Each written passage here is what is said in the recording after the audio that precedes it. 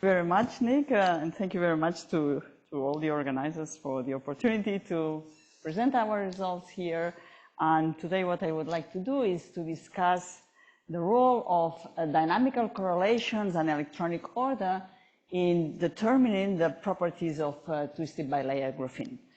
And first of all, before I start with the talk, I would really like to acknowledge my collaborators in this work. This collaboration has been growing and growing. So we started with Andre Bernepik, who already told some aspects of this work in his talk. And then we joined forces with Giorgio Sangiovanni, Tim Bellin, Alexei Tsvelik, Antoine George, Luca De Medici. But most important people, in fact, in what I'm going to present, that is 4 people, Gautam Rai, Lorenzo Kripa, Dumitru Kalogaru, and Haoyo Hu, whose results I'm going to show to you. So, which is the motivation of this work? So, what we have been interested in is to unveil the microscopic nature of the electronic states in magic angle twisted bilayer graphene in order to understand the transport thermodynamic and spectroscopic experiments that we have been seeing along these years. And what I want to show to you is that a rather plausible scenario is to consider a heavy fermion type of description. So, in order to set the stage for this scenario, what I would like to do in the next slides is to show some salient features that you know very well in this audience of twisted bilayer graphene that show or sort of suggest that such type of a scenario may be a rather good starting point to understand experimental measurements. So what do we know about twisted bilayer graphene? So it has a long wavelength Moiré pattern building a triangular lattice of AA stacked regions. And what we have at the magic angle is a very flat bands that are separated by rather dispersive bands away the Fermi level. And we have, in fact, very early, already in 2007, the description in a continuum model by Lopez Santos and collaborators that show, in fact, that one can describe this twisted bilayer graphene and this magic angle having these special features. And Bistritz and McDonald indeed then did the detailed model that we are going to use also here in our calculations.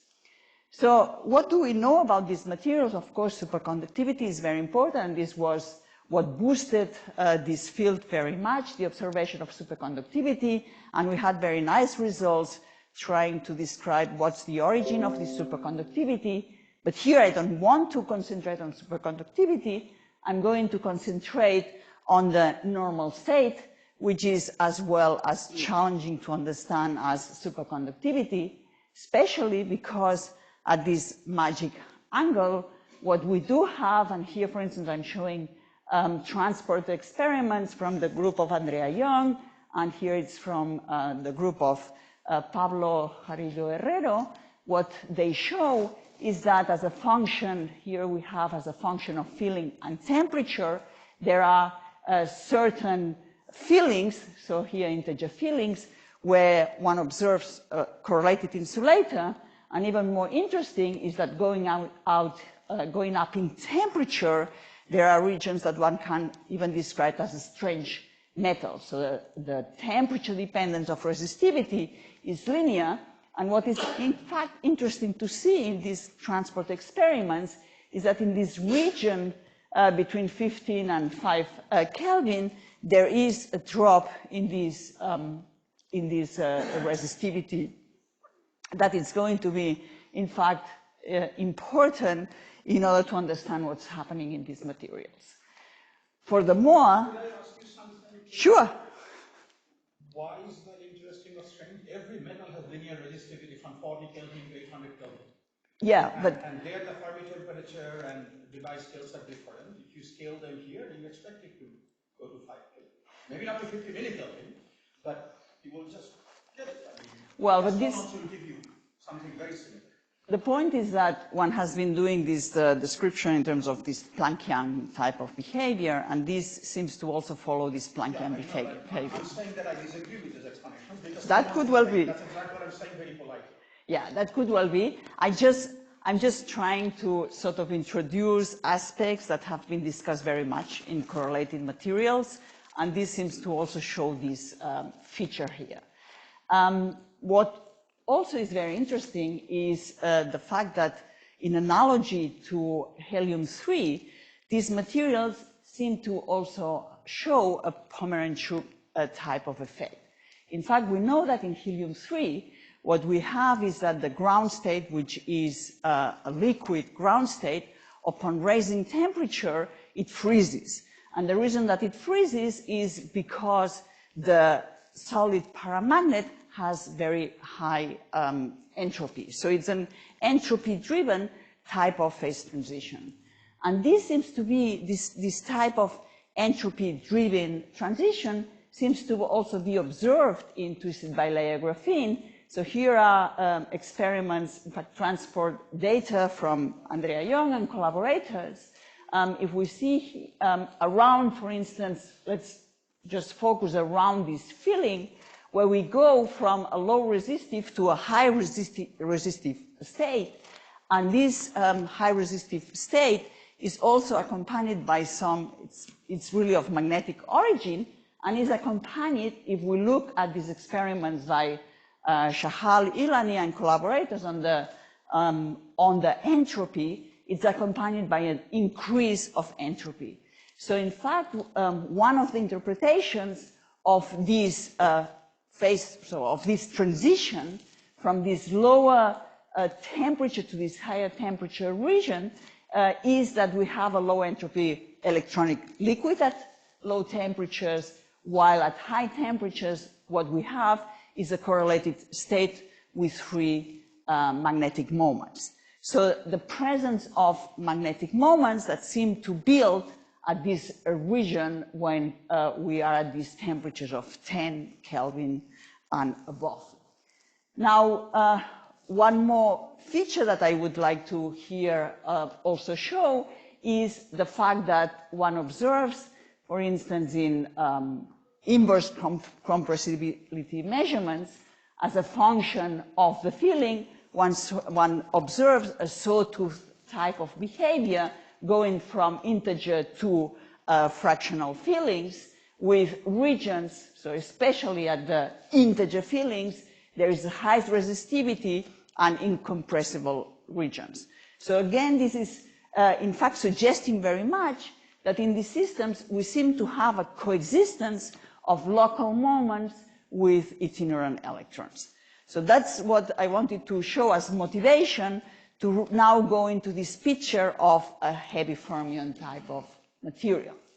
Moreover, because what we want to do with, or what we have been doing with this work, we really want to describe the phase diagram in these materials up to low temperatures, we shouldn't forget, and now after the nice talk of Sid, I don't have to talk too much about that, but we shouldn't forget that these materials show a spontaneous symmetry breaking at low temperatures, and we want to also take that into account in our description. And here are, for instance, some of the symmetry broken phases that Sid was talking about.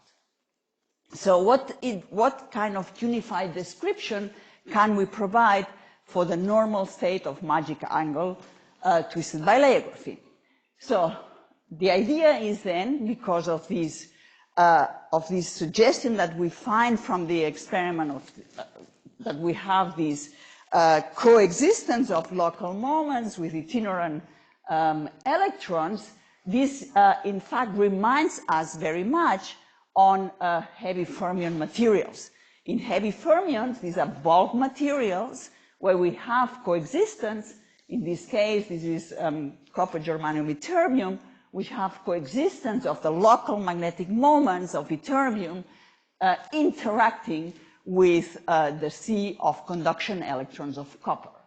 So the analogy is that what we have in twisted bilayer graphene at this magic angle, we have regions of localized states which are localized in the AA regions, coexistent with delocalized regions which are basically located in the rest of the Brillouin zone, so basically in the AB regions. So now if we want to take this type of description, where do we start with? So indeed, we need to have a description where we are going to, we have to introduce the effect of correlations. So which is our non-static, non-interacting model to introduce then correlations in this non-interacting model. So what we do is we start with the Bistritzer-McDonald model, which we know is a basic model that contains the important features of the band structure of twisted bilayer graphene at the magic angle. Now, however, if we want to now introduce interactions in this model, we need to have a description that goes from the continuum description, as it is this model, to a lattice description. So that means one needs to linearize the model in order to start the description for including the interactions. And the problem is, however, that this model, because of topology, because of the band inversion at the gamma point, one cannot linearize it. And this was the idea of Cedar Zhang and Andre Bernevik in order to provide a basis that defines linear orbitals. What they did is to consider that precisely here at the band inversion, where we do have this topology, to invoke, in fact, to borrow the topology at the gamma point of the C bands, so basically of the dispersive bands, and this allows, in fact, then to define a basis of linear orbitals that we can define it as we use the notation of heavy fermions, so the localized linear orbitals that have this extension corresponding to these flat bands, we call that F orbitals, while the orbitals corresponding to the dispersive bands, we call them C orbitals. So this is basically the notation that we have in heavy fermions physics. And by using now this basis, they showed that they can completely reproduce the band structure of the Bistritzer-McDonald model. So now this is at the level of the non-interacting contribution. So now let's go on adding the interactions. And how does one do that? So one basically takes the density operator of the Bistritzer-McDonald model and one projects it onto this basis of F and C orbitals and perform the Coulomb integrals. So that means that at the end, what we are having is this non-interacting Hamiltonian plus these interacting terms that consists of an FF density-density interaction, so the interaction of these F electrons and the flat band. We also, nears and next nearest neighbors, we have the CF density term that we call it omega. Of course, the conduction electrons, they also have Coulomb interactions, so this corresponds to this HB, and there is an exchange interaction between the C and the F electrons. So this Hamiltonian, in fact, has been studied quite a lot with Hartree-Fock, and in Hartree-Fock, one obtains already quite a few features of the that can explain some of the experimental observations. However, if we want to really have the full phase diagram and also go into not only integer fillings but fractional fillings, we need to go beyond Hartree-Fock. Again, just saying or repeating what Senthil was saying yesterday, at some point one has to do more beyond Hartree-Fock. So, and what we are going to do is indeed to introduce dynamical correlations. And how we are going to do that? By using dynamical mean field theory. So the idea behind dynamical mean field theory is that when you have a lattice of interacting sites, basically what one does, with this concept of mean field. So it's just to map the lattice into a central atom, so an impurity, interacting with the bath. But this interaction is time dependent, so it contains, as a function of time, all possible exchange excitations with the bath. So that means that we have an exact description of the local fluctuations, of the local quantum fluctuations in the system. So basically, what we are going to have is information on the dynamics of the fluctuations. Now, this type of method is implemented in a Green's function formalism. So what we are going to do is to obtain Green's functions, and the information to compare with experiments will be in terms of spectral functions, susceptibilities, and so on.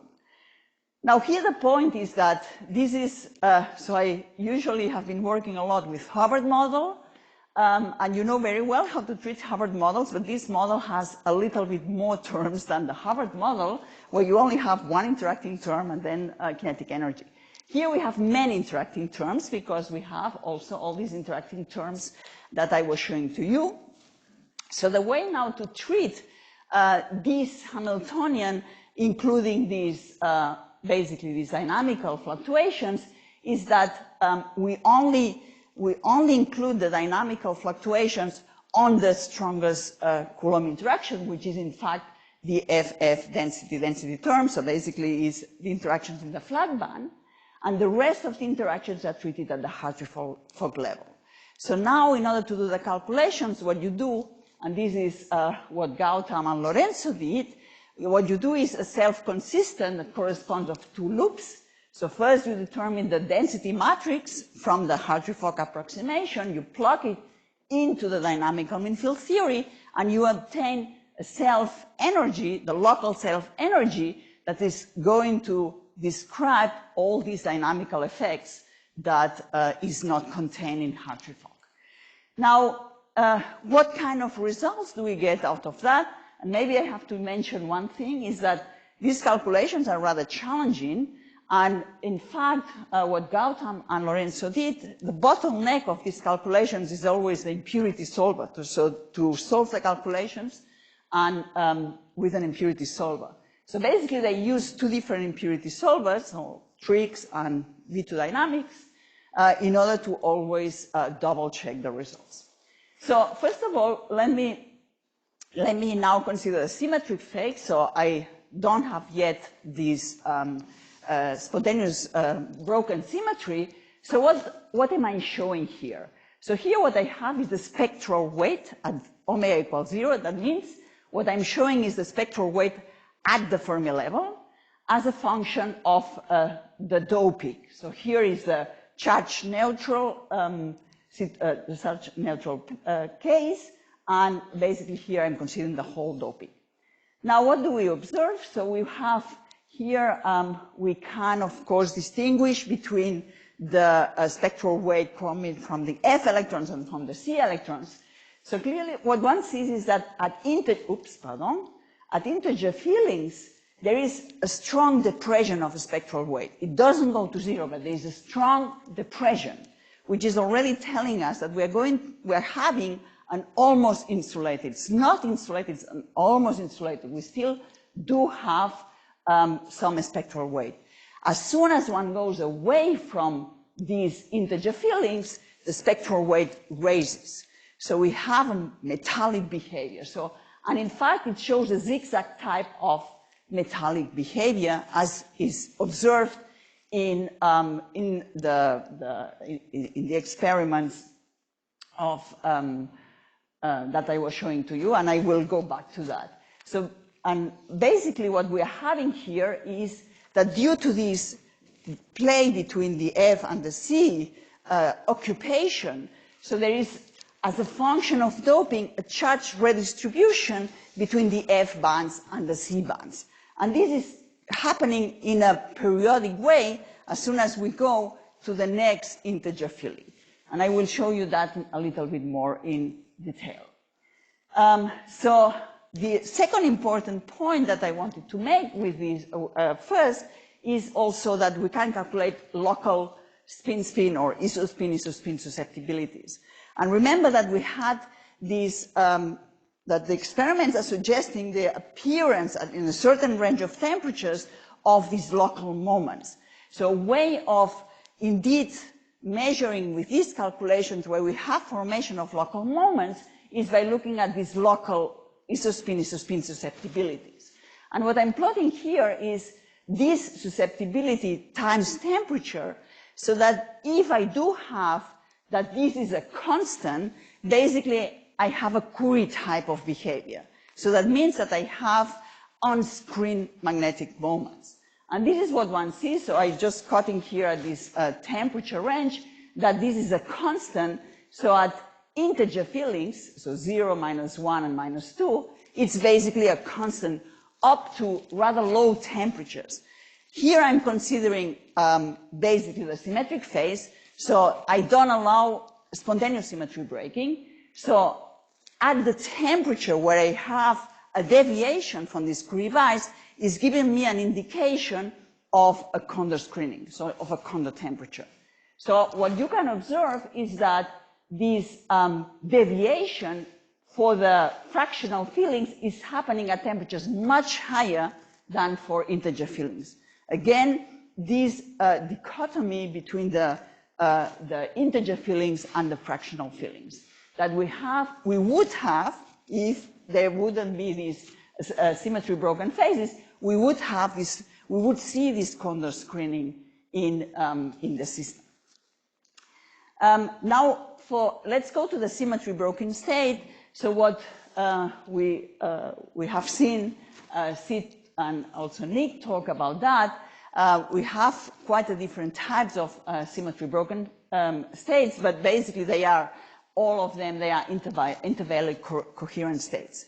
Here we choose to basically concentrate on one of them, so the Kramer's intervallic coherent state, because this is the one that minimizes the Hartree-Fock calculations of the topological heavy fermion model. So we start with this one, and then what we are going to see is at which temperature, because we have temperature dependence, at which temperature this type of spontaneous symmetry breaking sets in. So here what I'm showing is at integer fillings and around integer fillings what a purely only Hartree-Fock calculation gives us. So purely Hartree-Fock calculations show us that at 100 Kelvin we would see this order.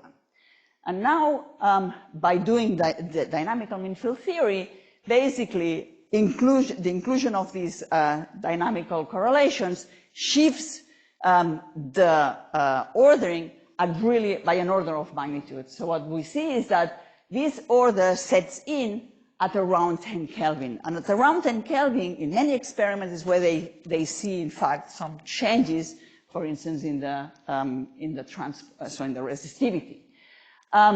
So that what we obtain out of these calculations is that there is a region of between 100 and 10 Kelvin of disordered local moments that then they freeze at about 10 Kelvin. That's what we would obtain, what we obtain by including these dynamical correlations. So now let me go a little bit, spend a little bit of time. I have 5 minutes, right? So, or a little bit of time now analyzing what is happening in the symmetric phase and in the symmetry broken phase as a function of doping. If I look now at the band structure, which is strongly renormalized due to the presence of correlation. So here what I'm showing is the charge neutral case. When I am in the symmetric phase, what happens is inclusion of these correlations, it builds this lower and this upper Hubbard band. However, the system is not a Mott insulator because there is this residual spectral weight still at the gamma point. And this comes indeed from the fact that we have At the gamma point, we have this hybridization with the C bands. So this depletion here of spectral weight comes from the C band. So the orange is C weight and blue is more F weight. Now, if we go to the symmetry broken phase, the fact that we have an exchange, this really opens a gap. So we have really here a correlated insulator. In this ordered phase, the gap is a gap. And now what we can see is what happens at the different fillings is that in the symmetric phase, there is always this incipient residual weight at the Fermi level, while in the symmetry broken phase, there is always a gap. And now what we can look is what happens when we dope. So when we dope in the symmetry broken phase, where we have a gap, by doping, what happens is that then you start feeling this near, let's say, I'm here at -1, so I go to -0.9, I'm starting to feel this upper band here, which has C character. And the same now here by doping on the other side. Now, one point here is that, and what I'm going to show is that we can quantify so how much scattered is the spectral weight in the symmetric and in the symmetry broken phase, and the fact that the system orders indeed gives more coherence to this band. So the quasi-particle weight is much well defined in the symmetry broken phase than in the symmetric phase, and this has consequences for the interpretation of the results. So now if we further dope, just to see this, so what happens at small dopings that I was showing to you, so there is a high Coulomb penalty to occupy the F electrons. So when you are, let's say, at -1 and start doping, because you only pay a low kinetic penalty to occupy the C states, you basically occupy C states. But by further doping, at some point, this is going to be the high penalty, so the system really is more favored to then reshuffle the charge and go from C to F. And this is this reshuffling, as you can see here, at -0.6. And this is this reshuffling, so here I switch off the hybridization to see that, this reshuffling of charge that happens as a function of doping. And this is the sawtooth behavior that we saw, for instance, that gives you also this cascade behavior that has been seen, for instance, in STM results. So here what I'm showing, this is the Fermi level, and this is just, unoccupied and occupied, so this is the frequency as a function of filling. So here we are at the charge neutral point. This would be the lower and the upper Hubbard bands. So basically by changing the filling, what we have is these cascades corresponding to this reshuffle of charge between the F and the C electrons, as is seen in the experiments. And there is also very nice work by Lenny Vascones and Maria Jose Calderon, where they also have done the MFT calculations on a different tight binding model, but they also observe these cascades. So it's a very general feature that is observed when you include dynamical correlations. Now what we can look is at the compressibility. So what happens, these cascades, what gives rise in the compressibility, maybe let me show it here in the derivative of the compressibility. What it shows is that there are nearly, near the integer fillings, the states are nearly incompressible, and then we have these regions of negative compressibility in between, as it is being observed in experiment. So of course the MFT gives a much more pronounced behavior than the experimental observations, but basically, so here is chemical potential as a function of filling. Basically, it follows very well what is being observed in experiment. What about the fermiology? So what we can now analyze is how the Fermi surface is changing as a function of filling. And here I'm showing on the left, for the symmetric case, for different fillings, and this is for the symmetry broken phase. And what we observe is that this reshuffling of charge is nothing else as a Lifshitz transition that you observe very well in the Fermi surface. This blue is just a guide to the eyes. So the spectral weight is extremely diffuse, which is not as diffuse in the case of the ordered phase. So there is really a change of, maybe I show it here in the next one. So the quasi-particle weight is much well defined in the symmetry broken phase than in the symmetric phase. So we have much more incoherence in the symmetric phase than in the symmetry broken phase. So, and this is in fact a hint of understanding this Pomerantchuk effect that has been observed in experiment. So what is happening here, maybe let me go to my phase diagram. So what is happening here is that there is, if you remember from Hartree-Fock, we had this setting of the magnetic moment at 100 Kelvin. This is the dynamical mean field theory shifts the phase transition to this ordered phase at about 10 Kelvin. And in this region, we have a region of almost insulator at integer fillings and metallic and non-integer fillings, but with very undefined quasi-particle weights, which is an indication that we have a lot of incoherence. The long range, when the long range order sets in, the system is much more coherent, so we have a good metal, and at integer fillings, we really do have correlated insulators.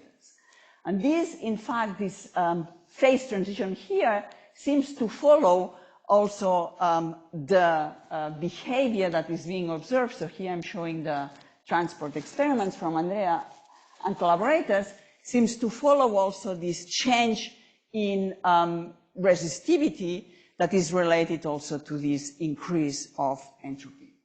So this type of, here is also my summary, that with this including this possibility of having a long-range order, as well as including dynamical correlations, we can understand the formation of local isospin moments at 100 Kelvin and their ordering at 10 Kelvin.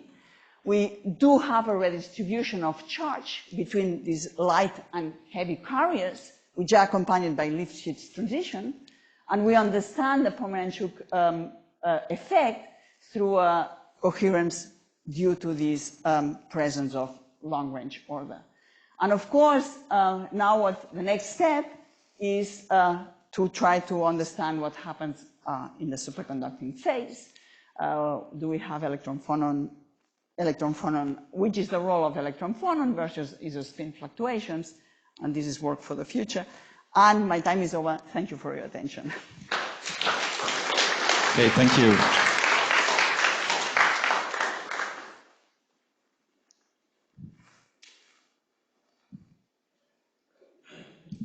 Hi, thanks for the talk. I wanted to ask about the scale of the ordering of the isospin moments, yes, and in particular which parameters in the model that comes from.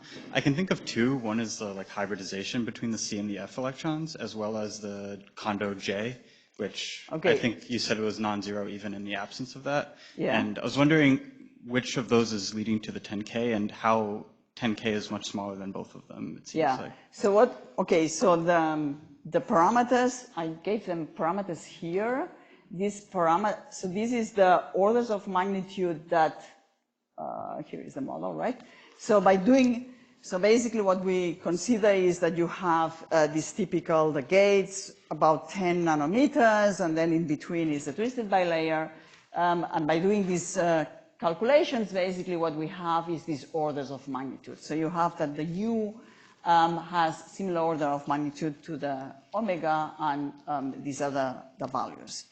Now, it's a combination of these. So what I have to say is that at 10 Kelvin, it's a combination of these different scales that defines this 10 Kelvin. The 100 Kelvin, I mentioned that this is the temperature at which Hartree-Fock orders. However, if you analyze your DMFT calculations, what you observe is that between 10 and 100 Kelvin, the charges, so that the charge fluctuations are basically frozen. And at 100 Kelvin is when you start to have also the charge fluctuation. So everything, and this is how you are setting, how you get these results. Yeah, I guess I'm asking what sets, so the CF exchange is presumably what allows the spins of the F electrons to eventually talk to each other? Yeah. The HJ on the right? Which one? This one is important for the one. Yes, it is. Yeah. And I guess I'm asking how you get from 16 MeV to 10.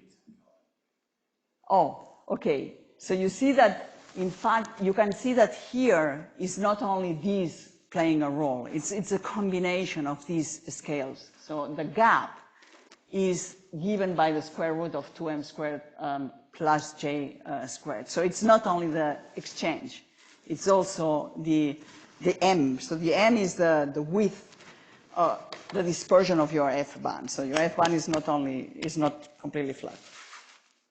I guess I was asking about the exchange, like the temperature at which the symmetry breaking onsets. Yes. It's a very small temperature of 10K. Yes. I'm just want some intuition of where that number comes from, if you have it. I understand from Maya scales. Okay, so from Maya, okay, so because it's well, I could give you a simple argument to get to the 10 Kelvin if Maya scales are of this order of magnitude. That's what you're asking, right? Yeah, but the point is, it's not that simple, the argument, because these scales came in a very complicated way, but I can think about it and maybe I can talk to you later. Okay, thank you.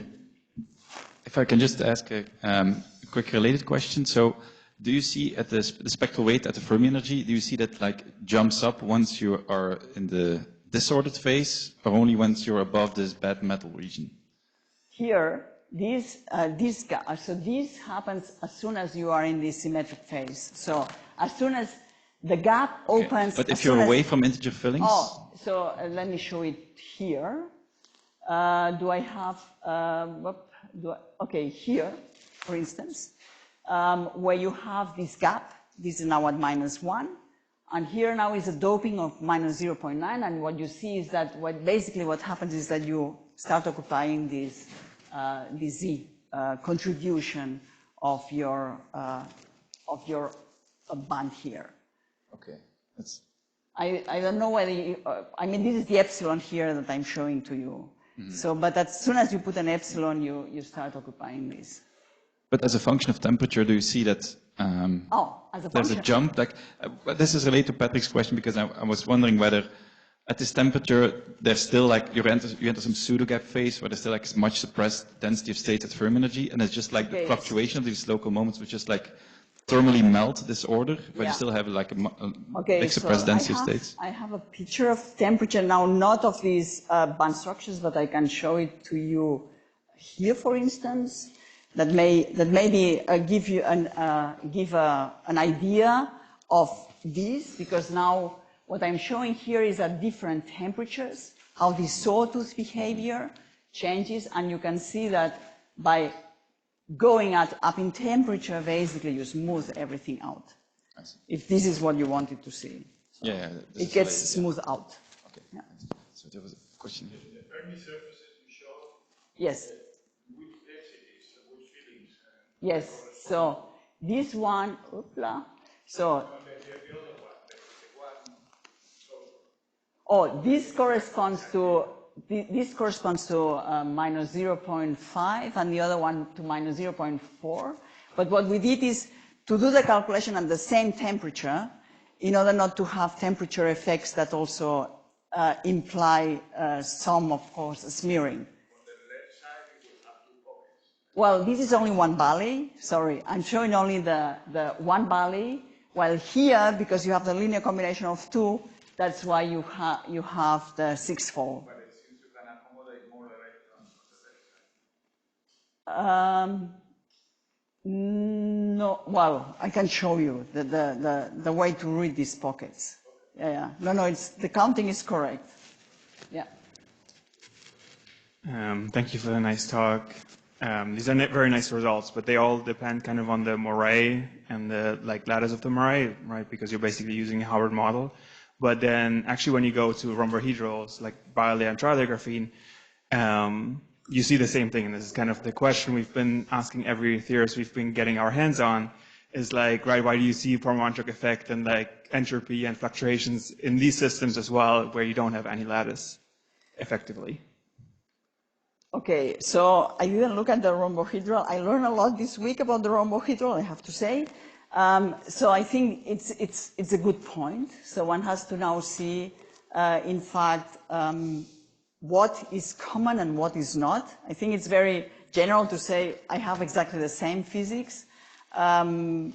Since here it's very much concentrated on the fact that already when you look at the non-interacting band structure, you really have these almost flat bands and these very dispersive bands. And this is now in the rhombohedral, what I see is that it has this also rather flat band. So probably such a picture may also be practicable there. But I need to think about that. Thank you. Did you have, no? Any other questions? No, doesn't look like it. So yeah, let's thank the speaker again.